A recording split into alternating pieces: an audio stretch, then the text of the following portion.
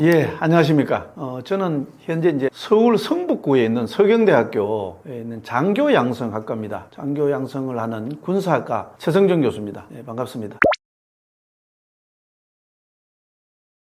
배경부터 한번 짚어봐야 되는데요. 우선 인도 파키스탄이라는 나라는 이제 원래 2차 대전 이후에 여러 나라들이 이제 독립을 했죠. 그 중에서 이제 우리나라 같은 경우는 이념 때문에 분단이 됐습니다. 그런데 이제 인도는 힌두교, 이제 이슬람교라는 종교 문제로 이 파키스탄하고 갈라졌습니다. 어떻게 보면 이제 2차 대전 중에 사실 유대인하고 아랍의 이중 계약을 맺은 나라가 있습니다. 그렇게 해가지고 오늘날 이제 이스라엘하고 팔레스타인의 어떤 그 분쟁 원인을 제공한 장본인이 영국이죠. 인도, 파키스탄도 바로 영국이 장난 때문에 이렇게 분리되었다. 어떻게 생각하면 참 영국이 제국주의 하면서 나쁜 일 많이 했죠. 이제 이번 충돌은 바로 이 두 나라 접경지라고 할 수 있는 그 중에서 이제 인도령 카슈미르에서 일어났는데요. 2025년 4월 22일에 여기서 이제 테러가 일어났습니다. 원래 이 카슈미르라는 곳은 뭐 사람들이 그동안 잘 모르고 있었는데, 우선은 이제 쉽게 얘기하면은 관광지로 굉장히 유명한 데입니다.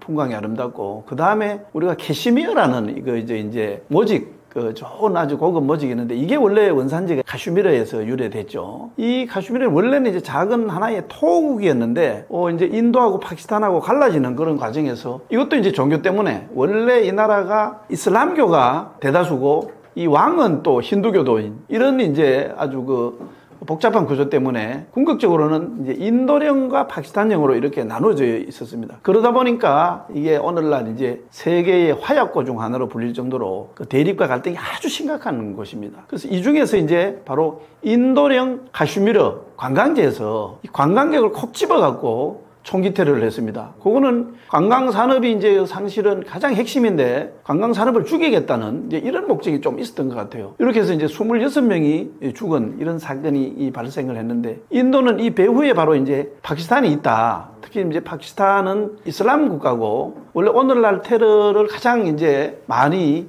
하는 단체나 세력이 이슬람 극단주의 무장단체들이거든요. 그래서 결국은 파키스탄의 어떤 군부하고 선이 닿아서 이런 테러가 일어났다. 이렇게 이제 아예 단정을 하고 보복을 했습니다. 그러나 이제 파키스탄은 이거 우리하고는 무관한 일이다. 이렇게 주장을 하면서 이제 반격을 가했죠. 이걸 이제 군사적인 충돌 상황을 조금 더 구체적으로 짚어볼 필요가 있는데요. 인도가 이제 이 사건이 일어나고 나서 5월 7일에 신두르 작전이라는 이름으로 파키스탄의 세계 공군 기지, 여기에 이제 미사일 공격을 감행을 했습니다. 그 이제 핵심은 사실은 거기 이제 파키스탄 영토도 포함되고요. 그 다음에 파키스탄령 이 카슈미르에 위치한 이 테러 집단이 있을 것으로 생각되는, 이 테러 집단의 본거지로 생각되는 9개 시설을 겨냥한 거다. 이렇게 볼 수 있겠습니다. 사실 인도가 이렇게 자기 국경을 넘어서 공격을 가한 거는 1971년에 이제 전쟁이 있었는데요. 그 이후에 무려 54년 만에 처음 있는 일입니다. 그러자 이제 파키스탄도 바로 이제 공격을 했죠. 그 공격 이름은 이제 철의 장막이다는 이런 이제 이름으로 보복 작전을 감행을 했고요. 이제 목표는 인도의 공군기지라든지 미사일 저장 시설, 이거를 이제 타격을 했고요. 이 과정에서 이제 특히 인도 전투기 5대가 이제 추락을 했다. 하는데 그 중에서 라팔이라는 이제 전투기 3대, 그 다음에 수호이 SU-30 1대, 그 다음에 미그 29 1대. 그런데 이제 라팔은 프랑스산이고 수호이하고 미그는 구소련이라든지 이제 러시아산, 이렇게 이제 봐야 되겠습니다. 그런데 이 과정에서 또 이제 민간인 사상자라든지 대규모 피난이 발생하는 이런 상황이 이제 전개됐죠. 이러는 과정에서 이제 단순히 전쟁만 있었던 것도 아니고요. 굉장히 중요한 이제 그 모멘트가 생기는데, 인도가 이제 1960년에 인더스강 조약이라는 거를 파키스탄하고 체결을 했습니다. 이거는 쉽게 말하면 파키스탄하고 인도가 이 인더스강을 나눠 쓰는데, 이거를 인도에서 인더스강을 막으면 파키스탄이 물이 부족해지는 이런 거를 해서 이제 서로 나눠 쓰자, 이런 조약을 맺었는데, 이거를 이제 중단하겠다. 이렇게 하자 이제 파키스탄은 또 그 이후에 1972년에 삼나협정이라는 것을 인도하고 이제 합의를 했는데, 이거를 이제 폐기를 했습니다. 이 삼나협정이라는 거는 1971년에 이제 인도하고 파키스탄이 전쟁을 일으켰죠. 그 이후에 서명된 일종의 이제 평화조약입니다. 평화조약인데, 요거를 이제 50년에 걸쳐서 이 평화조약을 근거로 해서 뭐 물론 그 중간에 뭐 1999년에도 국경에서 크고 작은 이제 충돌이 있고 여러 가지 이제 위기가 있었지 뭐 있고 갈등이 있었지만은 이 삼나 조약 때문에 그나마 견뎌냈습니다. 그런데 어떻게 보면 이 파키스탄이 이번에 이 안전장치를 제거했다. 이런 점에서 이제 앞으로 일종의 이제 현상 변경이라고 할 수 있죠. 그런 시도라는 점에서 굉장히 어떤 그런 공세적인 자세다.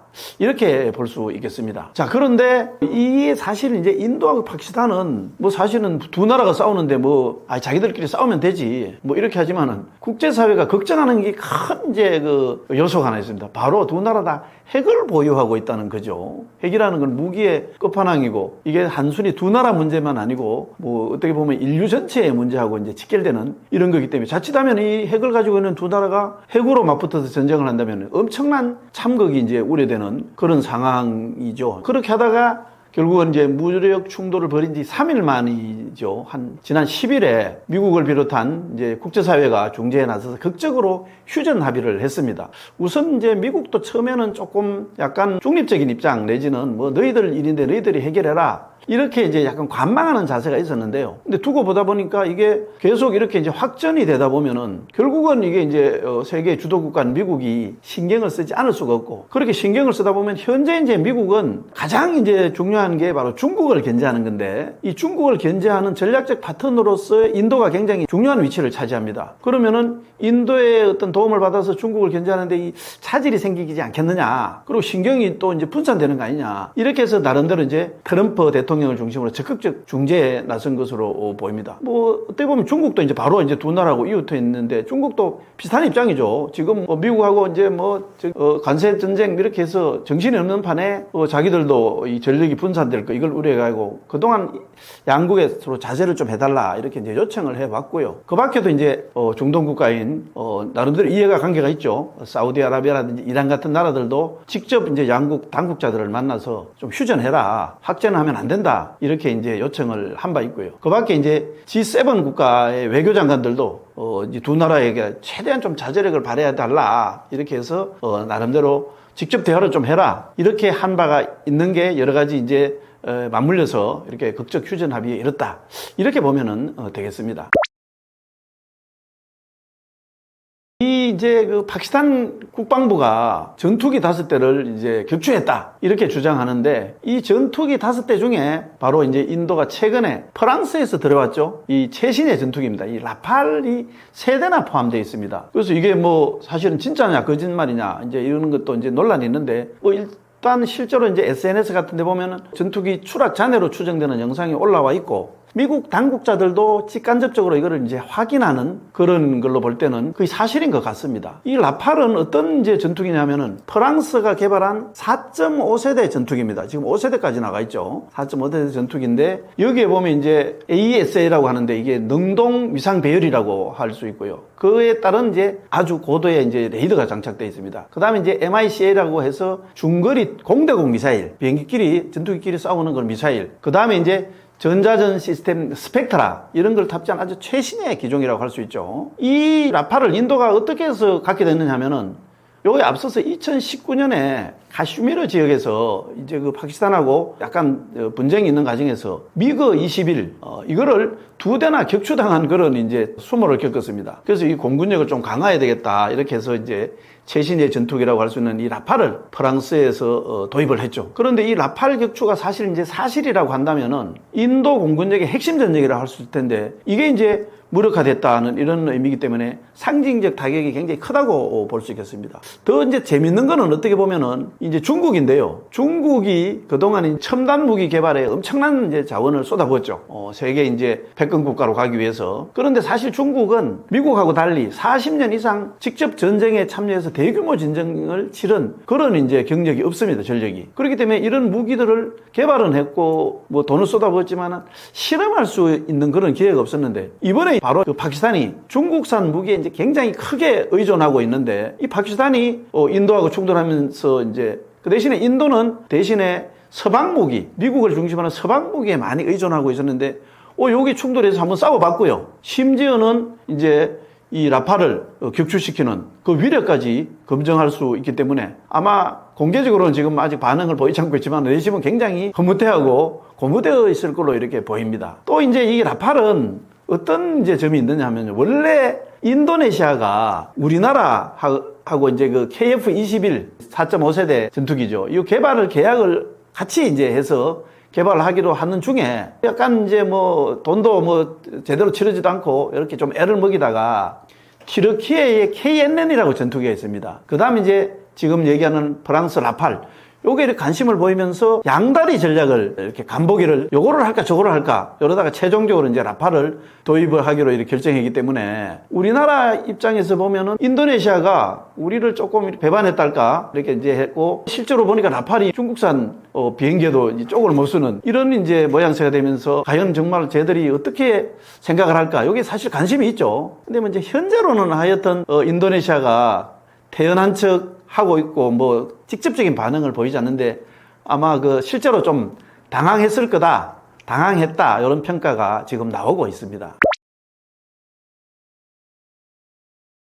파키스탄이 이 프랑스산 라팔 전투기를 격추하는데 사용한 게 결국 이제 J-10C인데요. 요거는 이제 중국의 어떤 그 단일 엔진 다목적 전투기인 원래 이제 J-10이 있었습니다. 요거를 조금 업그레이드 시킨 최신 버전이고 조금 더 발전된 무기 시스템이라든지 항공 전자기기 요거를 이제 갖춘 겁니다. 요게 이제 J-10C가 라팔과 마찬가지로 이제 4.5세대 전투기로 분류되긴 합니다. 대체로 중국의 이제 F-35라든지 또 중국이 가지고 있는 다른 J-20 같은 이제 5세대 전투기보다는 뭐 조금 한 단계 낮은 것으로 이렇게 평가된다고 봐야 되겠죠. 그런데 또 이제 재밌는 거는 그 J-10C를 운영하는 국가 중에서 중국이 기본적으로 운영하지만은 파키스탄이 중국 아닌 나라로서 운영하는 유일한 국가입니다. 이거를 이제 우리가 비교할 수 있는 게 이제 결국은 KF-21 이제 보라매죠. 이 보라매하고 그러면 이 J-10C 간에 싸우면은 누가 이길 거냐? 굉장히 어려운 질문입니다, 사실은. 이거는 뭐 어떻게 보면은 단순히 전투기만의 문제만 아니고요. 뭐 아주 단적으로 얘기하면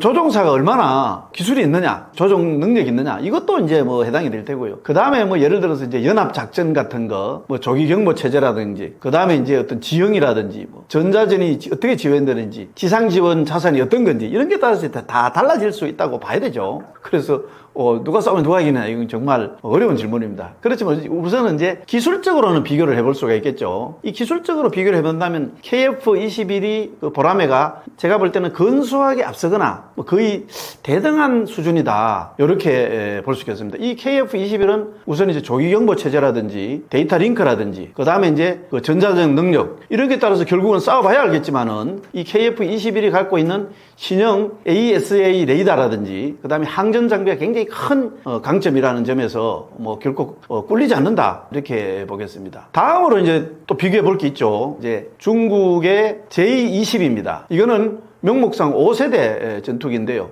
요거를 이제 KF-21하고 비교한다면 일단은 J-20이 스텔스성이라든지 전략적인 이제 작전 반경이라든지 작전 교전 능력 이런 데에서는 일단 5세대니까요. 4.5세대보다는 KF-21보다는 우위에 있다고 봐야 됩니다. 다만 이제 이 J-21은 중국 특유의 그 폐쇄성 때문에 성능이 원래 비공개된 요소들이 많습니다. 그러니까 조금 과장돼 있을 가능성이 있기 때문에 완전히 믿을 수는 없습니다. 대신에 이제 KF-21도 뭐 어떤 현실적으로 보면 어떤 가격 경쟁력이 있죠. 그 다음에 이제 동맹국, 미국이라든지 뭐 이제 동맹국하고 연계되어 있고, 그 다음에 이제 점진적으로 업그레이드 해 나갈 수 있는 도록 처음부터 설계가 되어 있습니다. 그런 게 이제 강점이고요. 그 다음에 이제 결국은 브록 3까지 발전하게 되면은 실제로 경쟁력 있는 5세대 전투기가 될 이 잠재력을 갖추고 있다고 봅니다. 다만 이제 아직까지 사실은 실전 배치되어서 실전에 들어가 본 그런 경험이 없고, 그 다음에 전자기기와 조기경보기하고 이렇게 통합을 운영을 해봤다든지 이런 게 아직 부족하기 때문에 앞으로 훈련을 더 많이 하고 또 검증을 많이 해서 신뢰성을 이제 축적하고 구축해 나갈 필요가 있다, 이렇게 보시는 게 정확할 겁니다. 미국의 이제 GE, 제너럴 일렉트릭의 F414-GE-400K라는 게 있습니다. 이 엔진은 이미 FA-18EF 슈퍼 호넷이라든지 SSAB 세브라 그러죠. JS-39 그리펜 E 이런 것처럼 여러 나라에서 이제 입증이 된 그런 비행기에서 입증이 된 전투기에서 입증이 된 그런 신뢰성과 성능을 가진 터보맨 엔진입니다. 다시 말하면 이 KF-21의 F414-G-400K 엔진이라는 거는 4.5세대 전투기 수준으로서는 가장 첨단이고 가장 우수한 매우 뛰어난 수준입니다. 다만 이제 또 여전히 한계가 있는 게 이제 신뢰성이라든지 유지 보수성이라든지 기동성 측면에서 굉장히 이제 우수합니다. 대신에 스텔스 전투용 전투기, 이건 이제 5세대에 보통 적용이 되는 이런 엔진처럼 고출력이라든지 적외선 신호 억제 능력까지는 갖추지 못했다. 이런 점은 또 이제 인정을 해야 되겠죠.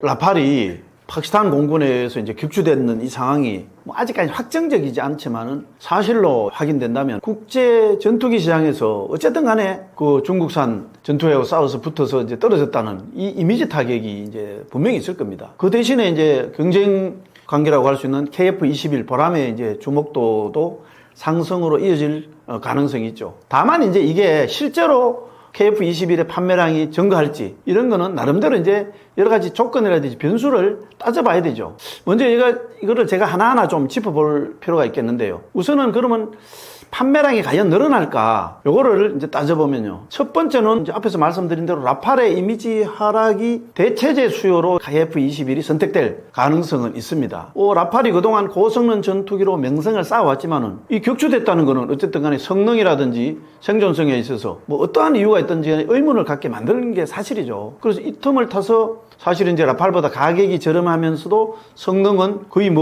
대등소이한 KF-21이 라팔의 어떤 대체 내지는 보완 옵션으로 떠오를 수 있다고 봅니다. 그런 차원에서 두 번째로는 이제 수출을 고려 중인 나라들에게 긍정적인 그런 신호를 보내줄 수 있죠. 우선은 이제 필리핀이라든지 말레이시아라든지 콜롬비아, 이집트, 사우디 아라비아, 그 다음에 UAE와 같은 이런 중형 전투기를 찾는 나라들이 현재 이제 KF-21을 검토 중인데 이 라팔이 위신을 잃으면은 이들 국가가 조금 더 적극적으로 KF-21을 어떤 선택하려고 할 가능성이 있지 않을까, 이런 이제 판단을 할 수 있고요. 세 번째는 결국 이제 가격 경쟁력입니다. 이 KF-21은 라팔이 보통 이제 라팔 중에서도 F3R을 기준으로 하면 약 1억 유로 정도 되는데요. 이 라팔이 보다는 한 30%에서 50% 정도는 저렴한 가격입니다. 대략 한 달러로 따지면은 6,500만 달러 내외거든요. 그래서 그런 가격 경쟁력이 있고요. 그 다음에 이제 전투기를 운영하고 유지하는 것도 중요하죠. 그런 점에서는 이 라팔보다 이제 저렴하고 어떻게 보면 F-35 이런 것보다도 저렴하기 때문에 이제 예산이 제한되는 이런 나라들은 당연히 이제 매력적일 수 있다, 이렇게 볼 수 있겠습니다. 다만 그렇다고 이 판매량이 확실하게 보장될 거냐, 여기는 또 짚어야 할 문제점이 몇 개 남아 있습니다. 첫 번째, 이제 KF-21은 아직까지는 양산 전입니다. 그리고 실전이나 훈련이나 이런 검증이 부족합니다. 구체적인 실질적인 전력화는 이제 2026년부터 시작되죠. 그래서 아직까지 실전에 배치되거나 실전 테스트가 없는 상태입니다. 그에 비해서 이제 라팔은 사실은 수십 년간 실전에서 이제 검증된 그런 기체이기 때문에 완전히 이 라팔을 대체하기에는 아직 시간이 필요하다고 봅니다. 두 번째는 이제 이 KF-21이 미국산 엔진을 사용하잖아요. 그렇기 때문에 수출하는 데 제한 가능성이 있습니다. 이 이제 KF-21이 사용하는 미국산 F-14 엔진은 어떤 미국이 무기 수출 규제라는 걸 하고 있거든요. 보통 ITAR이라고 하죠. 여기에 적용 대상입니다. 그래서 사실은 좀 불편한 진실이지만은 미국이 승인하지 않으면은 KF-21을 수출할 수 없는 국가들이 있습니다. 그거는 미국이 정하는 거죠. 뭐 인도네시아라든지 중동의 일부 국가들, 이런 데는 미국이 어떤 수출 제한을 하기 때문에 그런 요인이 있고요. 그 다음에 이제 정치 외교적 요인도 따져봐야 되겠죠. 원래 이제 방산 수출이라는 것은 기술도 중요하지만은 그 나라가 갖고 있는 외교라든지 군사 협력이라든지 뭐 전략적 동맹 관계, 조금 뭐 이렇게 비싸거나 조금 성능이 떨어져라도 어쨌든 친구 거를 선택하려는 이런 게 있죠. 그런 게 따라서 이제 결정되는 경우가 많습니다. 그런 점에서 보면은 솔직히 말씀드려서 우리도 이제 사실 굉장히 외교적 영향력이 커졌지만은 프랑스나 미국보다 약한 점은 인정해야 되고, 그게 여전히 이제 불리한 요소다, 이렇게 볼 수 있겠습니다. 전쟁이 일어났는데 오늘날 대립관계에 있는 미중이 소환되는지 요 배경을 한번 살펴볼 필요가 있는데요. 우선은 도널드 트럼프 미국 대통령은 인도 파키스탄이 이제 사실 직접적으로 막 미사일 교전을 하고 있는 그런 지난 7일에만 해도요. 양국은 원래 오랜 기간 싸워왔다. 그 트럼프 특유의 합법이 있습니다. 이 상황이 빨리 끝났으면 좋겠다. 이런 아주 원론적인 입장을 밝혔고요. 벤스 부통령도 또 그 다음날 이거는 근본적으로 미국과 관련이 없는 사안이다. 이 미국의 통제 범위를 뭐 혈맹국가도 아니고 나름대로 주권국가고 뭐 핵까지 가진 나라들인데 이 범위를 벗어나는 이런 전쟁 한복판에 굳이 미국이 휘말리지 않을 것이다. 이렇게 해서 또 맞장구를 쳤습니다. 다만 이제 요 행간을 잘 읽어보면요. 미국 국무부가 이제 22일 날 지난달에 마할감 테러가 일어났죠. 바할감 테러가요. 요때 이제 이 테러를 일어나는 걸 보고 테러는 강력히 이제 일어나서는 안 된다. 이렇게 이제 비난을 했습니다. 그러니까 이제 이게 테러라는 걸고 테러를 어떤 그런 나쁜 것이다. 이렇게 이제 했는 거는 결국은 중국 견제라는 이해관계가 맞아떨어지는 인도를 사실상 이제 지지하는 메시지다. 이렇게 이제 해석을 할 수가 있습니다. 반면에 이제 중국 외교부는 그 당시에 파키스탄이 이 반테러 기조를 가지고 있었다. 그거를 굳게 지지한다. 이 말은 이게 테러가 아니다. 는 파키스탄의 주장을 감싸는 이런 입장을 보였습니다. 실제로 이제 파키스탄은 최근 들어서서 원래 이제 파키스탄이 뭐 미국하고도 가까운 적도 있었고 러시아하고도 가까운 적도 있었고 이제 지정학적에 의해서 여러 가지 이제 국제관계가 이제 휩쓸려 있었는데 최근 들어서는 결국 이제 자기의 가장 강력한 적이라고 할 수 있는 인도 견제를 위해서 중국에 밀착을 했습니다. 적의 적은 적이다, 친구다 이거죠. 이제 원래 이제 인도가 중국하고 사실은 이제 견원지간이 되면서 적을 통해서 친구를 만드는 이런 이제 전략이라고 할 수 있죠. 그래서 사실 이제 시진핑 중국 국가수석의 역점 사업이라고 할 수 있죠. 이런 1대1로 과거에 이제 비단기를 재현하는 이런 1대1로 사업에도 적극적으로 협력을 했고요. 또 사실은 이제 그 두 나라 무기 구매 패턴을 보면 이제 제일 확실하게 드러나는데요. 인도가 최근 들어서 이제 미국하고 급속히 가까워지면서 미국산 무기를 많이 구입하고 있습니다. 반면에 이제 파키스탄은 그 통계적으로 보면 지난 5년간 무기 수입 중에서 중국이 차지하는 비중이 무려 81%에 달했다고 합니다. 그래서 이게 이제 이런 상황에서 볼 때는 현재는 이제 미국이라든지 국제사회가 중재를 해서 극적으로 휴전 합의가 이루어졌다고 하지만은 그럼 보장을 못하죠. 만약에 앞으로도 인도하고 파키스탄 간에 무력 충돌이 다시 재현되어서 뭐 예를 들어서 전면전쟁까지 가지 않는다는 보장이 없을 텐데 그렇게 될 경우에는 결국은 이게 이제 이해관계가 맞닿아 있는 미국, 중국 간에 지금 이제 이루어지고 있는 신냉전의 또 다른 한 축의 전선으로 지금 러우 전쟁이나 이팔 전쟁처럼 이런 새로운 전선으로 부상할 가능성은 저는 여전히 배제할 수 없다 이렇게 생각을 합니다. 그래서 미중 대리전이라는 이런 얘기가 나온다고 봅니다.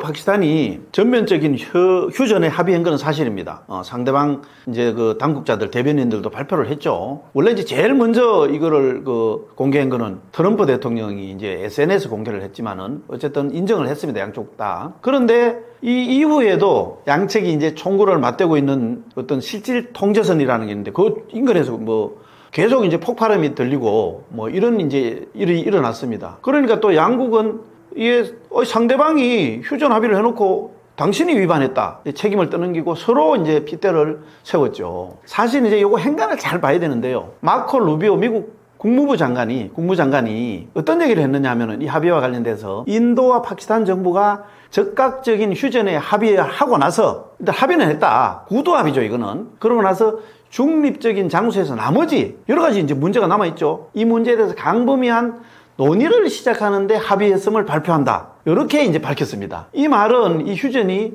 일단은 서로 싸우지는 말자. 이렇게 잠정적으로 합의를 해놓고 앞으로 협상을 이제 계속해 나가자는 이런 얘기죠. 구체적인 디테일한. 그런데 이제 협상이라는 게 깨질 수도 있죠. 서로 이제 입장 차이가 나고 또 이런 과정에서도 어떤 또 촉발 기제가 생길지 모릅니다. 웅뚱한 데서 뭐 예를 들어서 테러가 생긴다든지 누가 뭐 그 싸우다 한 사람 죽는다든지 이렇게 하다 보면은 다시 언제든지 무력 충돌 가능성이 있습니다. 저는 그렇게 봅니다. 그만큼 이거 인도 파키스탄 간 대립의 갈등이 깊고요. 뭐 역사가 오래됐죠. 그 다음에 이제 또 이 카슈미르 지역이 세계의 화약고라고 할 만큼 그 자체적으로 안고 있는 문제, 이게 굉장히 쉽게 해결될 수 없는 그런 구조적인 한계가 있기 때문에 저는 그렇다고 봅니다. 앞으로 이제 이거 휴전 협상이 선언은 했지만 협상을 해야 되는데 요 진행되는 과정을 이제 좀 지켜봐야 되겠습니다만은 만약에 이제 휴전 협정이라는 게 최종적으로 사인을 해야 되죠. 사인을 하는데 이게 타결이 되지 않고 다시 또 이제 분쟁이 재발한다. 이랬을 경우에 예상되는 시나리오를 한 2가지 정도 이렇게 정리를 해볼 수 있겠습니다. 우선은요, 과거에도 그렇듯이 제한적 소규모 충돌이 반복될 수가 있습니다. 이게 이제 가장 높은 가능성의 시나리오죠. 이렇게 해서 이제 전면적으로 비하되지 않는 일종의 서로가 적당한 선에서 통제하는 그런 충돌이 반복될 가능성이 많습니다. 요거는 양국이 이 전쟁을 국내 여론을 의식해서 지금 전쟁을 서로 하고 있다 해도 과언이 아닌데요. 전쟁은 굉장히 정치적이죠. 그래서 제한적 공격을 수행하고 나서 서로 공별되는 그런 임계점은 넘지 않고 적당한 선에서 다시 빠지고 쉽게 말하면 치고 빠지고 요런 이제 형태의 충돌 반복이죠. 이게 원래 이제 양국이 그동안 굉장히 익숙한 패턴입니다. 과거에도 이제 전쟁의 뭉터까지 갔다가 다시 물러나는 이런 패턴을 계속 보여왔거든요. 사실 전쟁의 원인이라는 게 되게 이제 정치적인 게 큽니다. 전쟁이 어떻게 일어나야 하는데 대부분의 정치하고 관련되어 있습니다. 그렇기 때문에 두 나라 다 이제 공격을 멈출 명분이 어느 정도 축적되면은, 이 정도는 국민들이 이제 이해를 한다, 만족한다. 더 이상 국민 눈치를 안 봐도 된다. 이렇게 하면은 중단될 수 있다는 이런 얘기입니다. 그거를 이제 보면은 특히 이번에 이제 인도가 이 파키스탄 공격을 하기 위해서 붙인 작전을 이제 보면은 이해를 할 수 있는데 요게 이제 3가지 정도로 다시 요약할 수 있는데요. 우선은 이 공격을 보면은요, 신두르 작전이라는 공격인데 이 공격이 어떤 의도적인 확전 불사라는 이런 메시지는 담겨 있습니다. 기본적으로 확전도 할 수 있다. 그래서 이게 보면은 이제 또 인도가 1971년 이후에 처음으로 이게 이제 경계선을 넘어서 파키스탄 영토라든지 파키스탄 점령 지역에 위치한 목표물을 공격을 했죠. 다만 이제 이 공격이 어떻게 보면은 물리적인 파괴보다는 심리적 압박에 방점을 두고 있는 이런 느낌을 갖고 있습니다. 그 2번째는 일종의 이제 선택적 이런 정밀 타격인데요. 요거는 레이더 회피 기술이라든지 그 다음에 장거리 타격 능력을 바탕으로 민간인 피해를 최소화하고 또 이제 전쟁에서도 국제법이 나름대로 있죠. 그래서 국제법에는 자위권 행사라는 게 있는데 이런 자위권 행사를 하기 위한 명분을 마련한다든지 그 다음에 이제 전쟁 충돌을 시작한 이제 그 원인이 바로 이제 테러잖아요. 이 파키스탄 내에 있는 테러 인프라 이런 거를 약화시키는 것이라는 이런 것들을 동시에 노렸다 이렇게 보면 되겠습니다. 3번째 이제 특히 이제 눈에 띄는 게 바로 이 앞서 얘기했던 신두르라는 작전용입니다. 요게 이제 원래 국내 여론 결집용입니다. 신두르라는 이름을 붙인 게 보면 이게 이제 신두르라는 게 우리가 인도 여행할 때 보면은 그 여성들이 이마에 그 정수리 부분 요 이마 같은 데 보면 빨갛게 이렇게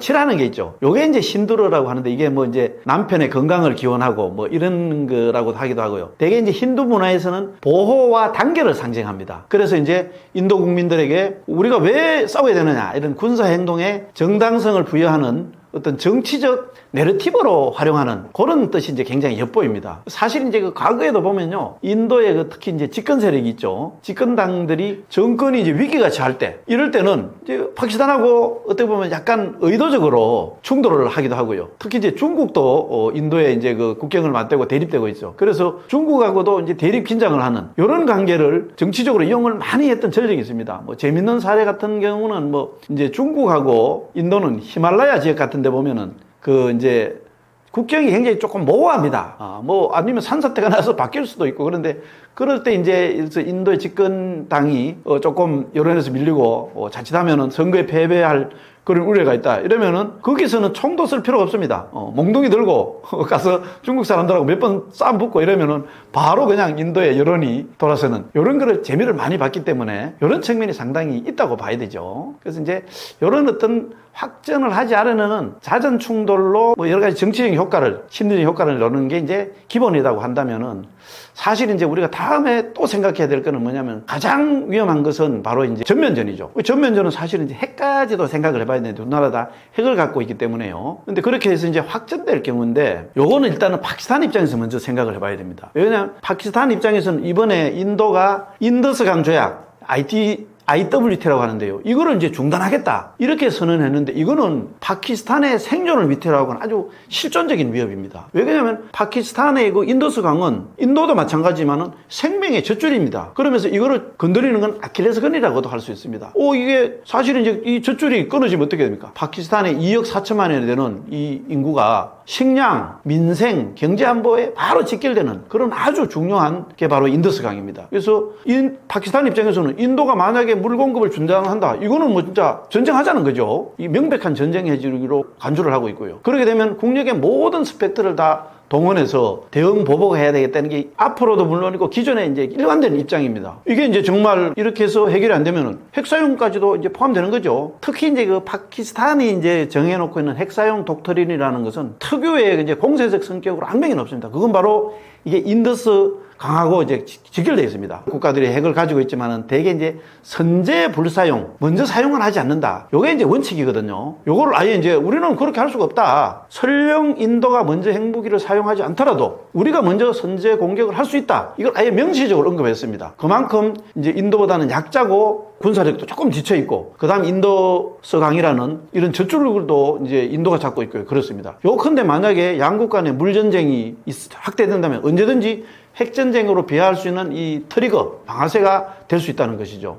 그런 점에서 이제 굉장히 우려스러운데, 인도와 파키스탄은 현재 이제 한 170개 정도 핵탄두를 보유하고 있는 걸로 국제사회는 알고 있습니다. 이제 두 나라 핵을 가진 뭐 배경은 여러 가지가 있습니다. 이제 인도는 사실은 이제 중국을 겨냥해서 핵을 가졌다는 게 정설이고요. 그 다음에 이제 파키스탄은 인도가 그 당시에 이제 벵글라데시를 동파키스탄, 스파키스탄 중에서 이 동파키스탄을 인도가 개입해서 분리됐죠. 이런 걸 겪으면서 이제 우리도 핵이 없으면은 인도에 대항할 수 없구나. 군사력이 비등비등하면 모르겠는데 군사력도 처지고, 그래서 이제 정말 무리를 해서 핵을 가지게 됐죠. 그런데 이제 이 문제는 보통 이제 그 냉전 시대도 그런 게 있었는데요. 핵이라는 거는 이제 불가피하게 뭐 오발도 있을 수가 있고요. 그 다음에 잘못된 판단으로 뭐 이렇게 이제 오해가 생길 수도 있는데, 그래서 반드시 양국 간의 하트라인 같은 거를 갖고 있습니다. 그런데 지금 인도와 파키스탄은 이런 하트라인이 없는 상태라고 할 수 있는데, 여기서 이제 사소한 오해가 정말로 뭐 이제 인더스 강물을 끊든지 이렇게 이제 오해가 된다면 이게 아주 파멸적인 재앙을 초래할 수 있죠. 그렇게 되면은 이제 그 가상적으로 생각하면 한 일주일 만에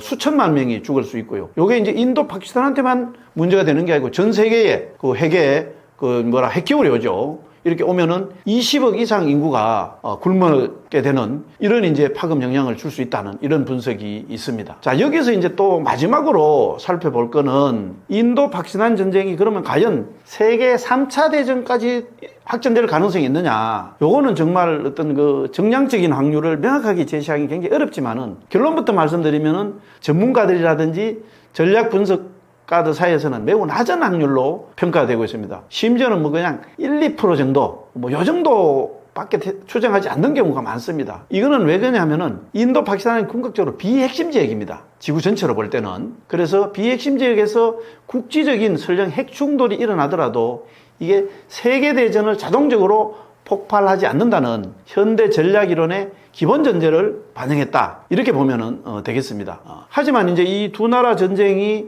결국은 이제 세계로까지는 확산이 안 되더라도 남아시아의 어떤 지정학적인 근본적인 변화를 예고하는 것은 사실이다. 이렇게 볼 수 있겠습니다. 사실 이게 이제 핵을 가지고 있는 두 나라가, 핵은 어떻게 보면 이제 두 나라 다 망할 수 있는 건데, 이거를 그동안은 핵이라는 게 사실은 전쟁 억제력이 있거든요. 서로 이제 막 가면 안 되니까. 그래서 가급적이면 재래식 군사 행동도 서로 조심하는 경향이 있습니다. 조심하는 경향이 있는데, 이런 핵을 가진 두 나라가 재래식 군사 행동을 범위를 넓혀서 확전까지 간다. 만약에 이제 이런 점이 이제 고려를 할 수가 있고요. 특히 이제 인도가 1971년 이후에 51년 만에 이 실질 통계선을 넘어서 파키스탄 영역까지 공격했다는 점, 이런 것들을 이제 주목할 필요는 있습니다. 이거는 이 이제 그 제한적인 군사 행동이지만은 이게 이제 제한적 지역 분쟁, 최소한 인도 파키스탄 그 옆에 있는 뭐 방글라데시나 기타 중국의 뭐 일부라든지 중동 지역 정도, 이렇게 이제 분쟁으로 머물지 않고 조금 더 늘어날 거라는 이런 이제